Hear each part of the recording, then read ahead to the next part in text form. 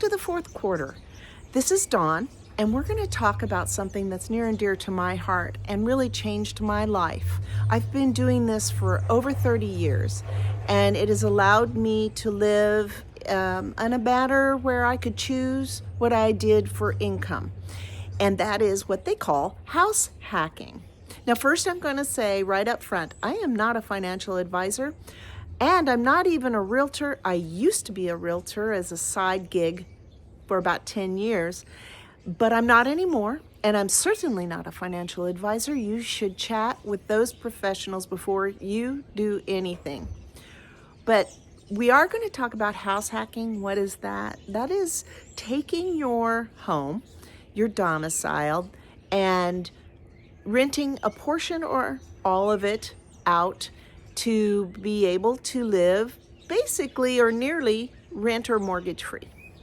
So that's what we're going to talk about today. This is my most recent house hack. My husband and I sold our bigger home, and this is a duplex with a basement apartment. So I'm going to give you a little tour.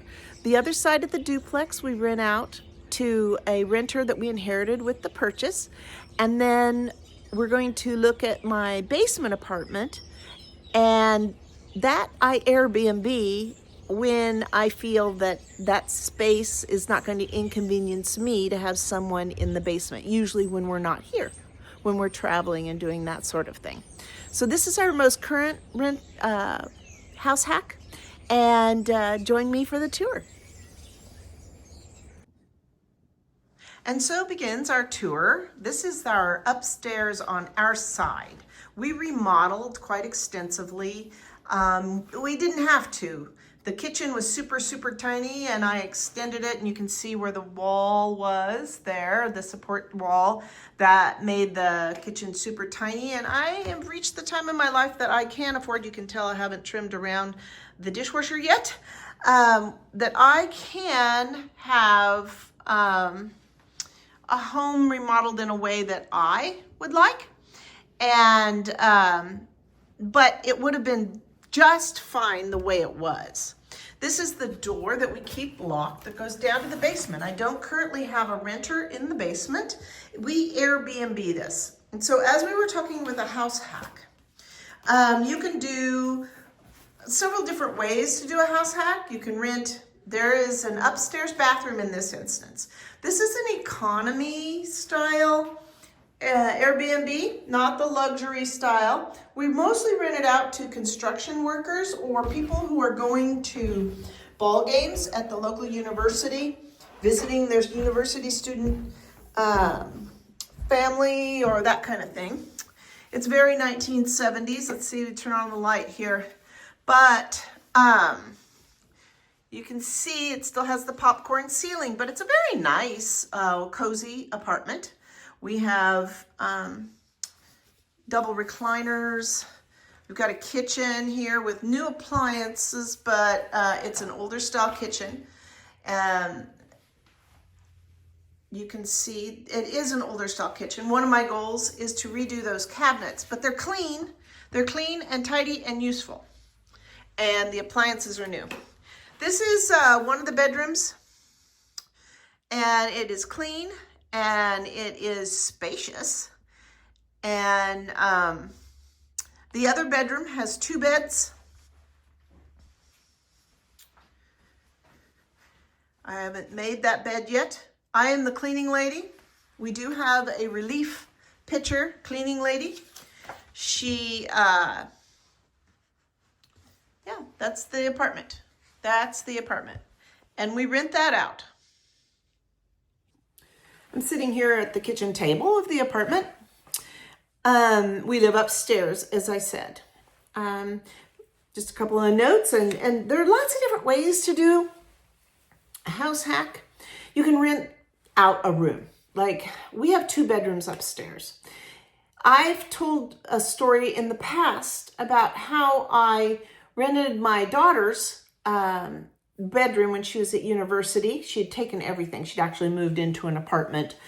And so I repainted her bedroom and rented it out to a university graduate student by the semester. It was a great experience. Not everybody has a great experience with that kind of thing with a student. I had a great student. She lived with us for 2 years, and my husband and I ended up getting married in the middle of that, and she decided to stay. We asked her if she wanted to stay. We were happy for her to stay, and she did stay. So it was a great experience for us, obviously. But you can rent by the room. I know people who rent. I have a friend who bought his first property when he was a university student. And he raised a couple of head of cattle when he was in high school, sold them, used that as his down payment, and bought a house. And he rented every single room in the house out all the way through university, and ended up with a nice little nest egg in his rental property when he graduated university. We can do that no matter what the time in our life. We think of that of a university move, but I can really see that if I had to do that at my time in my life where I was in retirement in my 50s, 60s, 70s, I would do that. We'll talk about that a little bit more on what maybe some of the guidelines might be. Some people convert a single family home into a duplex. They might add an addition. I used to own a house that had a mother-in-law apartment built off of the back side of the garage. I didn't build it. I knew that the previous owner who had built it had a handicapped child, and she and her sisters lived over in the 3-bedroom home. But since her adult handicapped child needed more and more than her sisters wanted to live under the same roof as, they built an extra mother-in-law apartment. Some people call it a casita, off the back of the garage. And that's where her handicapped child lived until they passed away eventually. And then I bought the house from the estate, the family estate, and I rented that mother-in-law house out and at one point in my life. So convert to a single to a duplex. Another one would be to literally just buy outright the multi-unit. Say you buy a fourplex.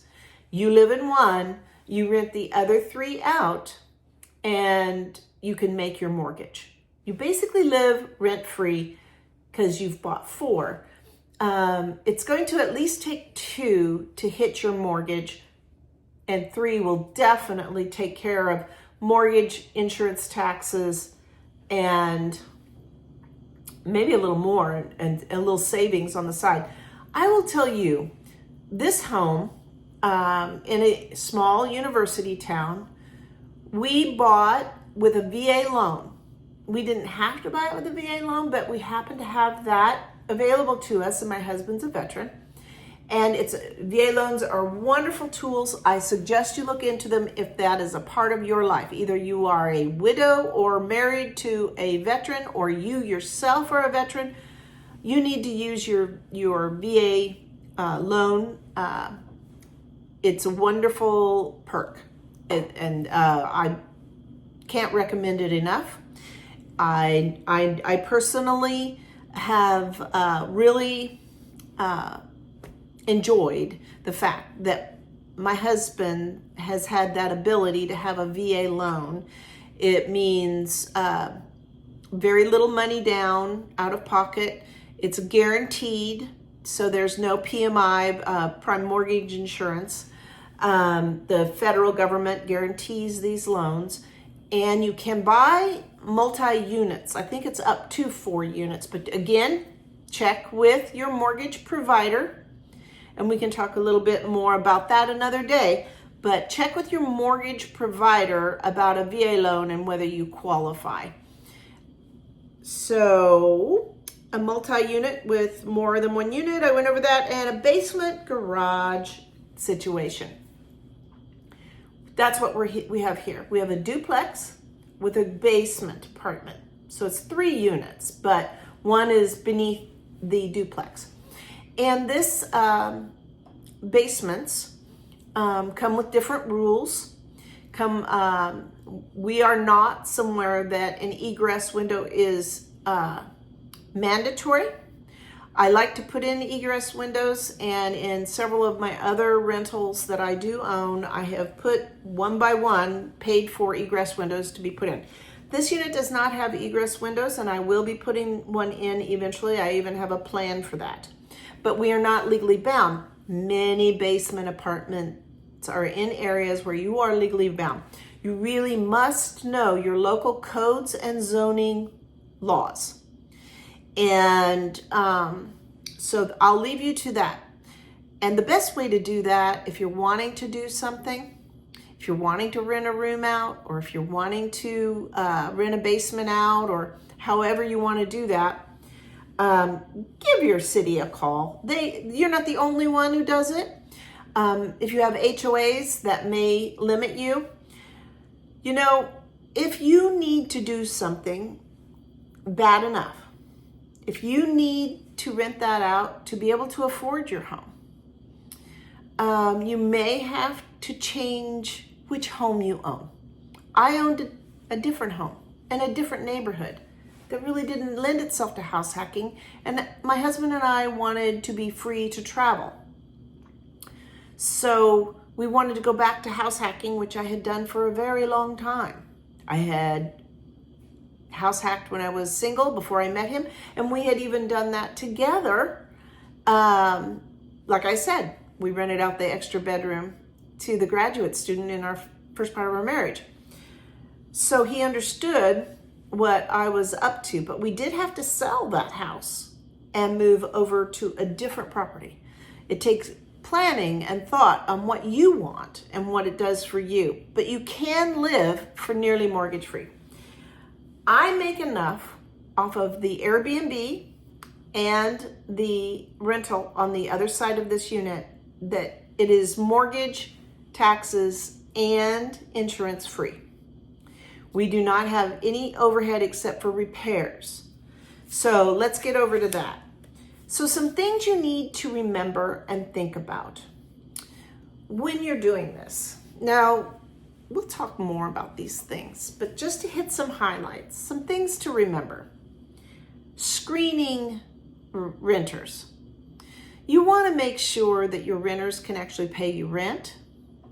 You want to make sure that you're a match if they are very much within your own space. If they're literally in your own home with you, you need to make sure that your lease agreement is short enough that you feel you can get out, or there's a portion in that lease agreement that allows either one of you to get out if there's a personality difference. You need to have some guidelines in your written agreement. And in a written agreement, I laugh every time I think of written agreements now on rentals because I think of the TV show and the scientists that live together, the nerds, and the one gentleman was always coming back with his rental agreement that he had with Leonard. And that's pretty extensive. Not many people have that kind of extensive rental agreement. But it's not too far from the truth in that you can put anything you want in a rental agreement. If everybody agrees and puts it in writing, it is just binding to you. So also remember, you are bound. You can get rental agreements online for forms.com very cheap. I think you can, maybe $13, $14, you can get a rental agreement with the guidelines for your state that's a basic. But always have this run by a legal professional. I have a standard legal agreement that I had written up many moons ago by a lawyer, and I print them out. And I can add things. We can write things in together if the renter and I agree that we're both in agreement on something. I know somebody who even writes in there what could be put in, attached to the exterior of the house for Christmas ornaments and things like that, because that mattered to that homeowner. I don't mind if people put Christmas ornaments up, but know that you can have varying levels of an agreement. And depending on where that renter is within your life, you may have more portions of the agreement. So that lends to the next part I was going to talk about, which is boundaries. You need to be very clear with your boundaries, and many of these boundaries need to be in writing, but they definitely need to be talked about. If you are uncomfortable in your room sharing with somebody walking around in their underwear, you need to be very clear about that. When I had the graduate students staying with us, I had boundaries around, because I still had my youngest child in the house. He was 10, 11, 12 when she was there. And the agreement was no boyfriends unless previously chatted about. Like they were going to come to dinner, that was fine.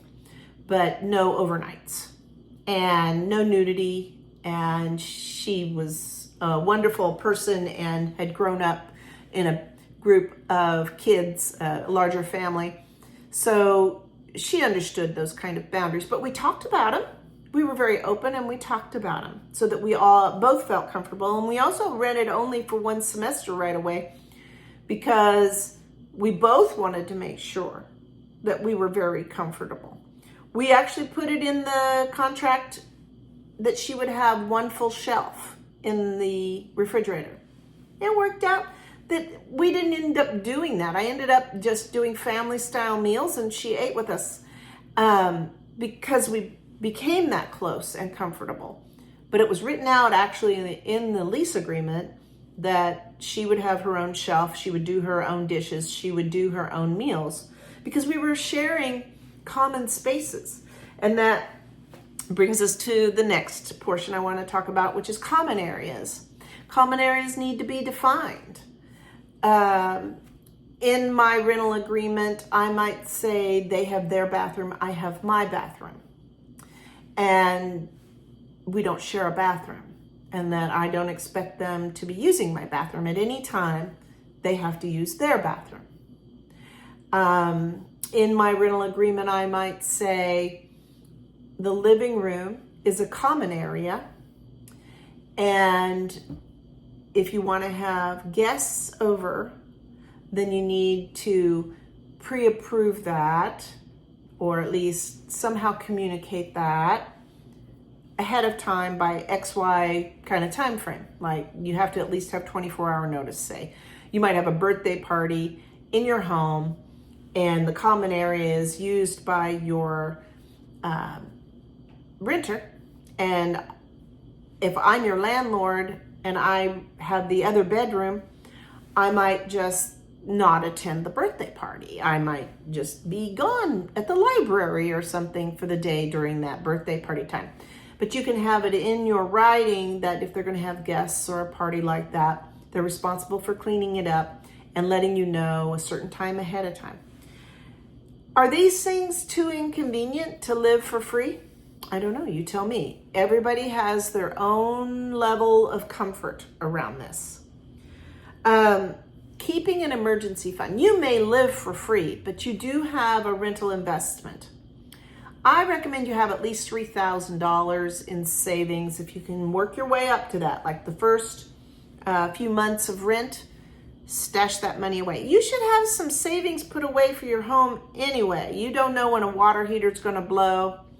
You don't know when your furnace or air conditioner is going to go. It's always important to have a emergency fund for making repairs on your home. And know your local rental laws. I was referring to egress windows, and I will very soon have one in this apartment. I'm very clear in my Airbnb listing that there isn't an egress window. And we rent it out at a much lower rate, mostly to construction workers. So it is what it is. A lot of apartments for many, many, many decades before egress windows it became a thing. An egress window, if you don't know, is a window that's large enough, quite large. I don't know the dimensions, but think of a very, very big single window. One you can walk, at least crawl out of, but most of the times you can almost walk out. You can, a child can certainly walk out, and then to a ladder and then up and out. And I've put many in. I will soon have one in this one. But I'm very clear in my Airbnb listing that I don't have one in this one. The law, because we're just outside of the city limits, says I don't have to have one. So I can legally rent it. There are other laws around rentals, lots of them. First of all, there's your state laws, and then there's your city laws. You should have the link to the state laws for renters and landlords. You should read all of the information provided by your state and your city, and then provide it to your renter. I provide to all of my renters the link to the state and the city's rules around their rights as renters. I want everybody transparency. And I have found over 30 plus years of renting, both rooms, Airbnbs, and long-term rentals, it has served me well to make sure that my renters are as informed as I am, because it helps me. If they know the laws that I want them to follow, they generally do. I have only a couple of instances in my life where I had to be inconvenienced by a renter, really. And I'm very lucky that way, knock on wood paneling. So know your local rental laws and your HOAs. I mean, I don't have an HOA, and I've experienced a couple of HOAs in my life, but if you have an HOA and you're a homeowner, you may have the ability to rent out an extra bedroom.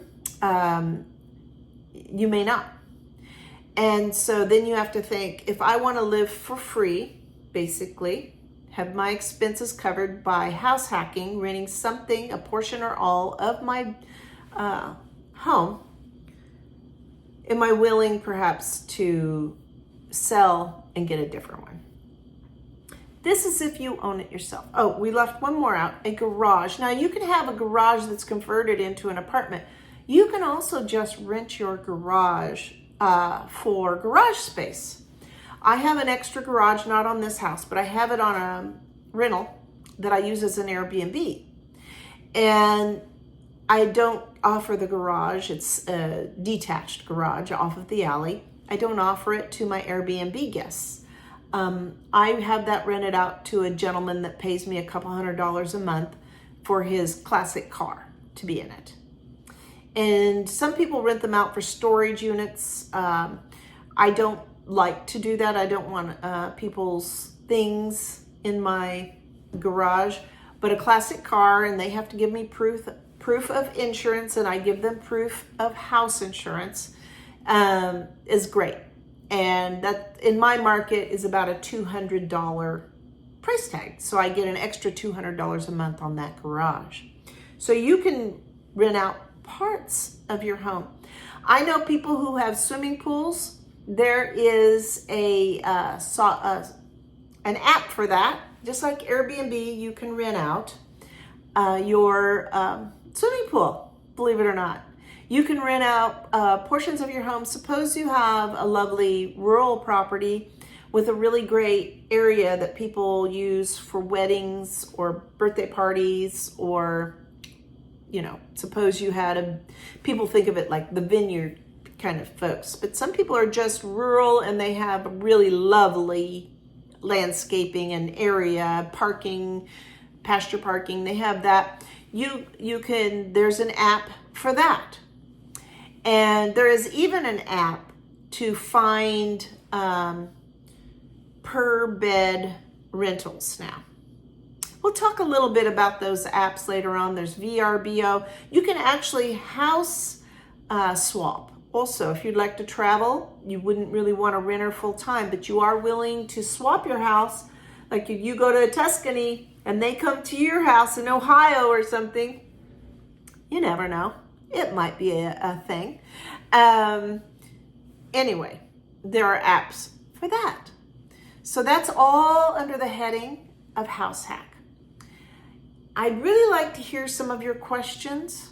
If you are interested and want to know more about different parts of this, or if you'd like to hear more about how to actually purchase a home, there are different ways of funding it. We don't have to cover all of that right here, but there are different methods of funding a house hack.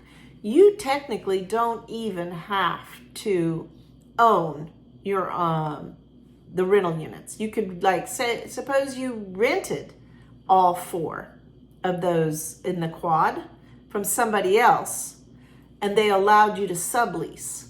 That would have to be in your contract. You could sublease the other 3 and manage it basically for them and pay, but you would be responsible for the rental of all of them. But that's another way that some people house hack. So put your questions in the comments and I'll be excited to hear.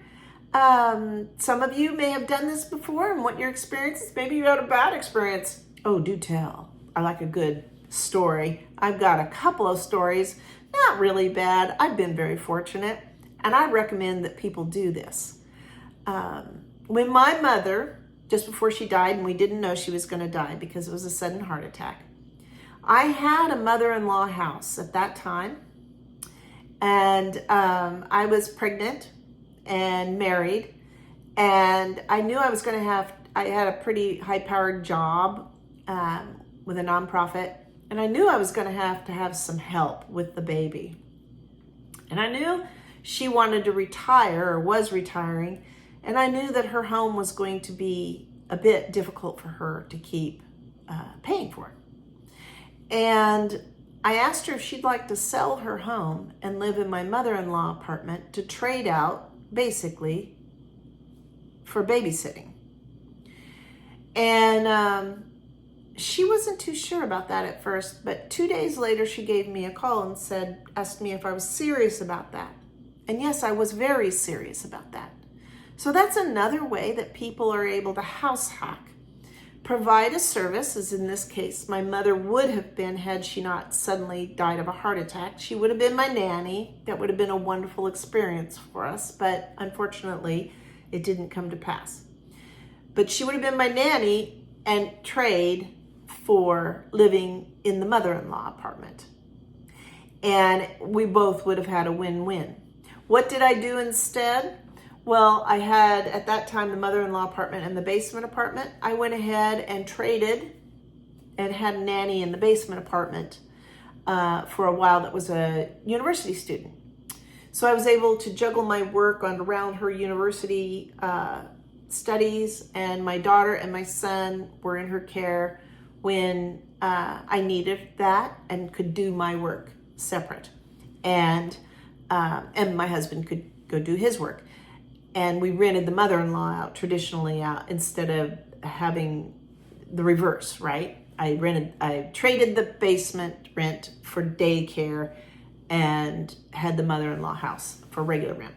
There are lots of ways to do this. There's a lot of conversations we can have around this.